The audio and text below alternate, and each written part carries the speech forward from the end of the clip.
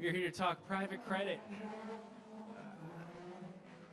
All right, so we have a great panel here.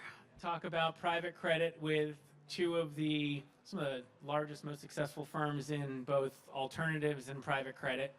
I'm Michael Sidgmore, co-founder and partner of Broadhaven Ventures, also founder of the All Goes Mainstream podcast. Had Phil on my podcast actually, but excited to talk about this intersection of alts and wealth, and I think private credit is really at the epicenter of that because that's such a big trend in terms of product creation, working with the wealth channel, why private credit itself is an interesting part of the alt space. So I'll let Phil and Danielle introduce themselves quickly, and then we'll get into the conversation. So Phil, Great. Go for it.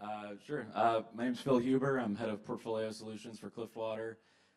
We are a 20-year-old organization. We were founded initially as a institutional consultant, helping pensions, endowments, et cetera, allocate to alternatives.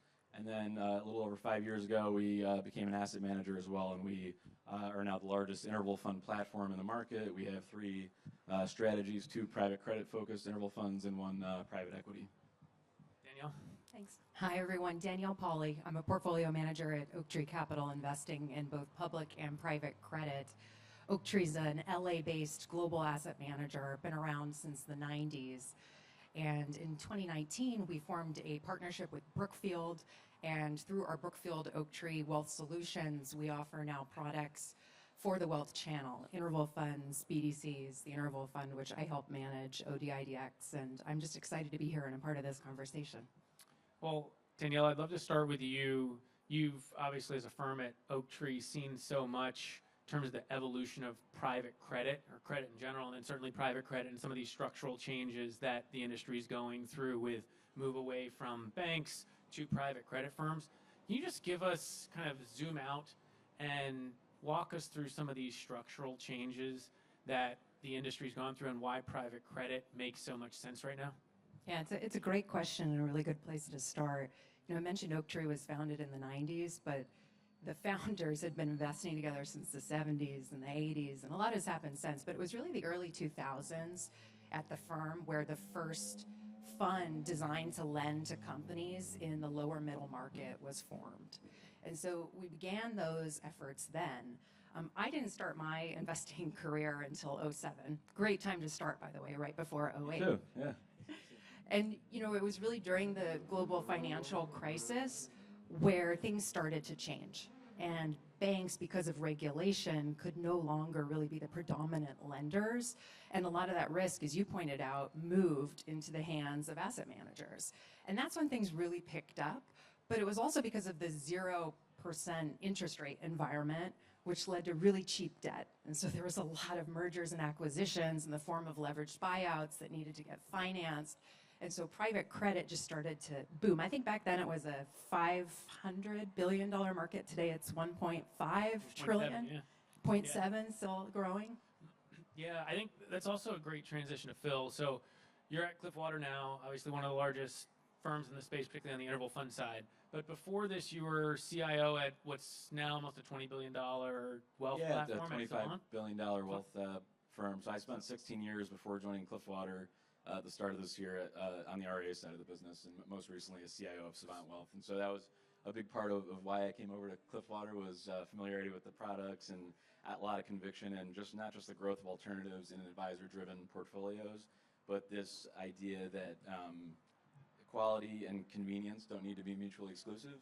And from a form factor perspective, advisors have really started to gravitate more towards perpetual type vehicles. They're easy to transact with, and just to simplify the experience of allocating to private markets. How has investing in credit changed from an allocator's perspective? Because when you were in the allocator seat as CIO, you had to think about where and how does private credit fit into a portfolio?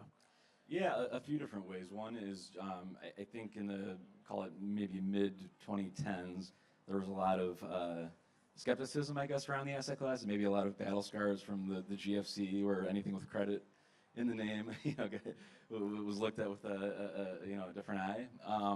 What we've noticed is, and this is the nice thing about our platform, is not just that we have the funds that we manage, but we also operate the Cliffwater Direct Lending Index, the CDLI, which has become, in a way, the benchmark for the industry for direct lending, and that index was created in 2015 with data going back to 2004. And I think what that's been helpful for RAs with is a lot of the products are relatively newer.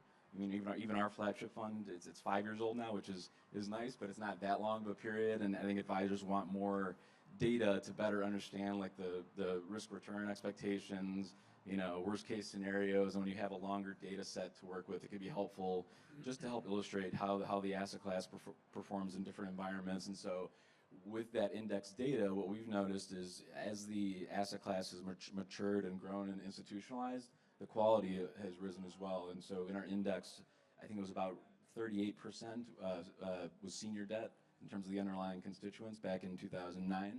And today that's over 80% is senior debt. And so just the maturation of the asset class has led to, I think, higher quality scaled players that operate in the space and more of a focus on that kind of true senior direct lending that's taken share from banks. So you mentioned two words in there that I want to highlight. One is quality, two is scaled. And Danielle, I'd love for you, from the other side, we had an allocator perspective in a sense. Now we have a portfolio manager and an investor in this space. How do you think about private credit from quality perspective in terms of the quality of firms that you're working with and underwriting as more capitals come into the space, and also what does it mean to be a scaled provider and what the advantages or disadvantages are of that as more money flows into private credit? Yeah, great question. So, at the end of the day, lending to companies in the private credit market, it's really supporting our economy. These are companies that make up our economy. The S&P 500 is not our economy. But as you point out, we're credit investors. And so we're always looking at what could go wrong. We want to get paid back on our loans in order to make money for our clients. And you want fixed income to provide steady return in your investors' portfolio so that they can do other things with that as they start accumulating that income and wealth. Scale is great. So Oaktree, large firm, we have about $135 billion of credit. And what scale is good for is sourcing. So we have a dedicated sourcing and origination team that works with companies, CEOs, private equity sponsors, corporate treasury, and they speak on behalf of our entire platform. They approach a company and say, what's your need? What's your problem? And then they will take that back to Oaktree, and we will figure out how to solve it across all the different things that we do. And so it means that we can do a loan for $1 billion, $1.5 billion, and allocate it across our funds. So you get to see a lot more. You're usually the first call.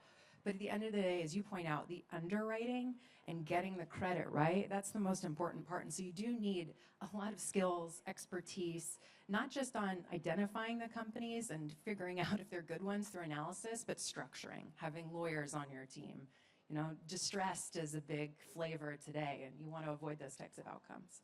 Yeah, I think that's a really important and interesting point in terms of, one, how you think about approaching private credit. You obviously both have your own respective approaches. And Phil, on that point, I want to go to you in terms of, there's now many new structures, particularly for the wealth channel. We think about interval funds, 40 Act funds, evergreen structures, particularly for private credit and designed for the wealth channel.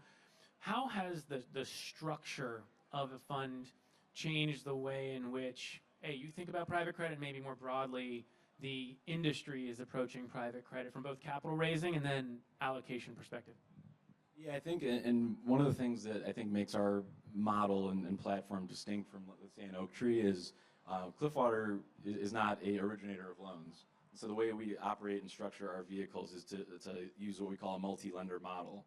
And so because we're an interval fund, like we want to provide our investors a very diversified approach to the asset class. When we think about the spectrum of risk and return in private markets, so let's say you have venture capital on one end, more alpha oriented, and then senior direct lending on the other end, where it's less manager dispersion and more capturing that yield premium, that illiquidity premium, and more of a beta asset class. And so what we think investors are looking for is really that sort of core hyper diversified solution that is not an index fund per se, but sort of mirrors a lot of index type characteristics. And so given our history and legacy as a consultant, we've been allocating to private credit since, I think, 2006 was our first private credit investment on behalf of one of our institutional clients. And so from that 2 decades of experience, we've gotten to know all the managers in the space. There's over 300, call it, direct lenders.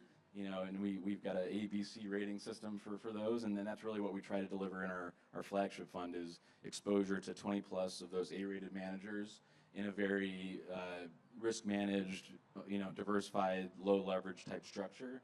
And so what that means is that the way we invest is less of a traditional fund of funds and largely on a co-invest basis. And so about 70% of our flagship fund is direct co-investments, which helps keep our fees down. And inside the fund, it's over 3,000 underlying credits. And so really, there's no concentration risk really, and it's just a way to get that broad asset class exposure.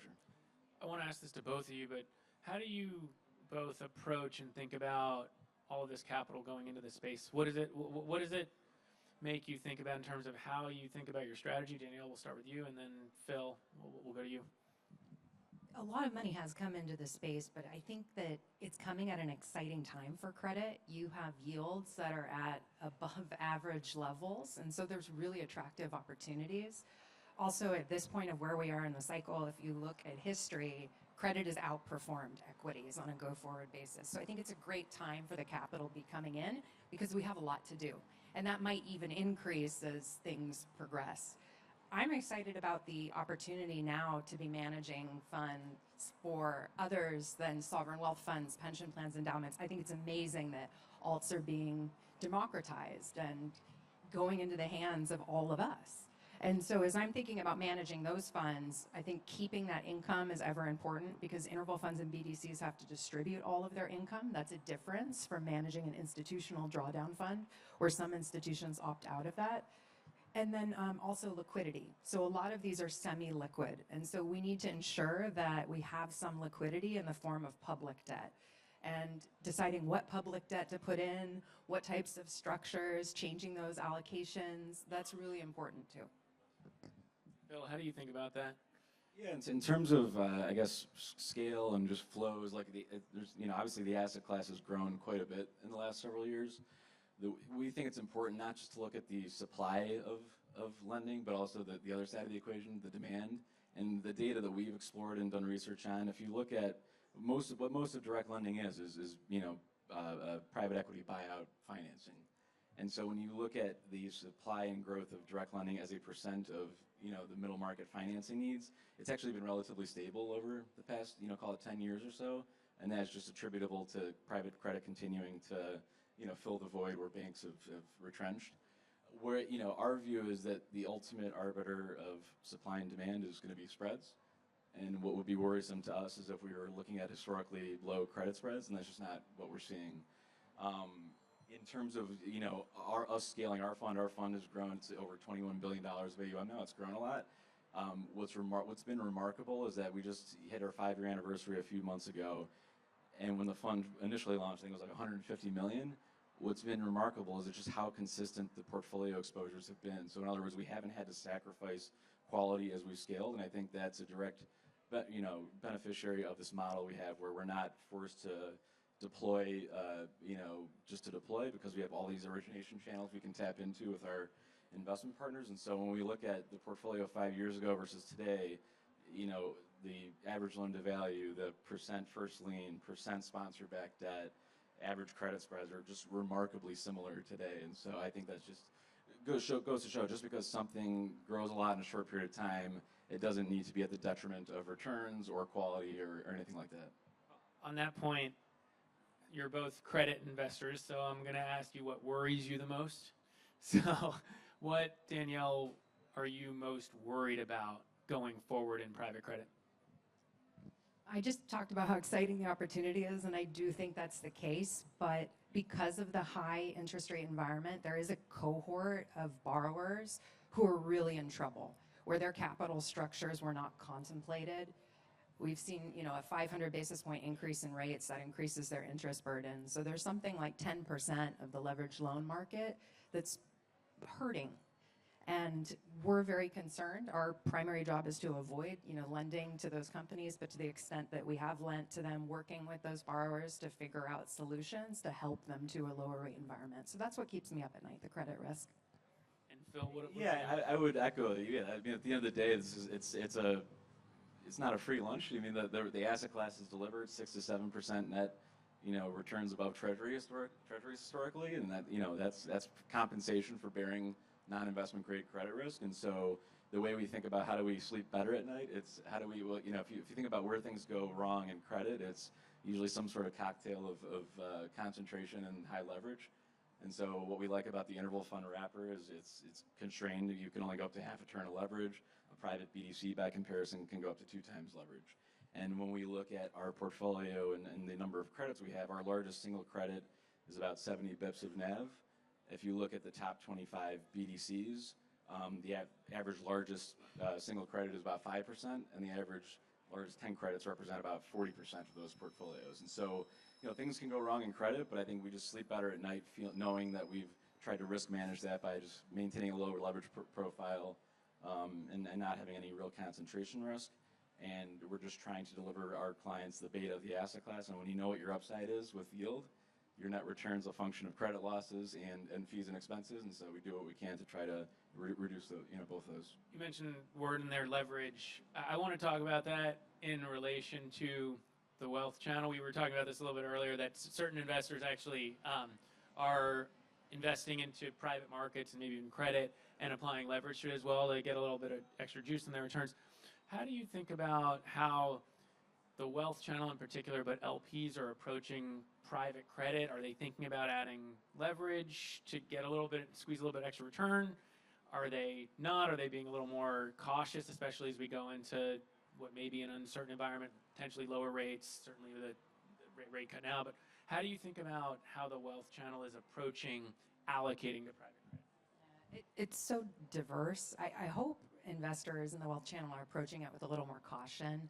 I think some did get burned. The conversation we were having was about the Asian wealth market, and heading into COVID, some of those managers had actually added 3 turns of leverage to their private credit portfolios. So that would be taking, the 2 funds that we manage and effectively multiplying them threefold.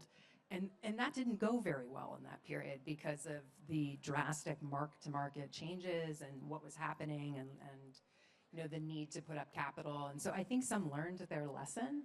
I mean, one of the benefits of the private credit assets themselves is that they're not subject to those fluctuations as their prices don't change as much. So while we weren't having losses in our portfolio and the portfolios themselves performed well, it was just more challenging on the bank side.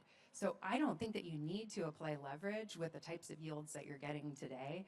I mean, private credit can give you now equity-like returns. We say equity-like because the S&P of the last 100 years has given you about 10%. I mean, that's the yield that you can get in private credit, if not more, so why lever it? But I'm also a conservative credit manager, so maybe playing it a little too safe. Yeah, I mean, if there's anything I learned in my 16 years of being on the private wealth side is that clients don't like surprises. And when I think about how allocators in the space are using, private credit, they want it to be a source of stability in their portfolio, and leverage cuts both ways. And so I think they're really more focused on downside risk. And so, yeah, I think, at least in my experience, people aren't looking to juice what are already pretty meaningful returns. And when you factor in base rates and spreads, that's a nice risk-adjusted return profile. I don't think people want to, try to tinker with that too much. Yeah. Let's talk about working with the wealth channel. Obviously, you both in your respective firms have concerted efforts about working with the wealth channel. What has been the most challenging part of doing that thus far, and how have you navigated that in terms of helping the wealth channel understand your firm, private credit, et cetera? Danielle? Education, I think, of the asset class, since it's not as widely held and in portfolios. Phil's written a book on this, The Allocator's Edge, and you've got a great podcast, Alts Go Mainstream. I think at Oaktree, we're just trying to speak with investors, provide them real deal examples, give them a sense of how our portfolios have performed over time, create the case for credit, for sub-investment grade credit, why we think it might be outperforming equities. So I think that there's a lot of conversations that are happening right now.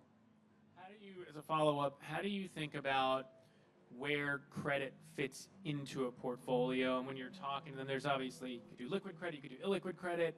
It feels like we've moved to this allocation framework of more buckets and spectrums rather than like this is an alternatives slice of a pie.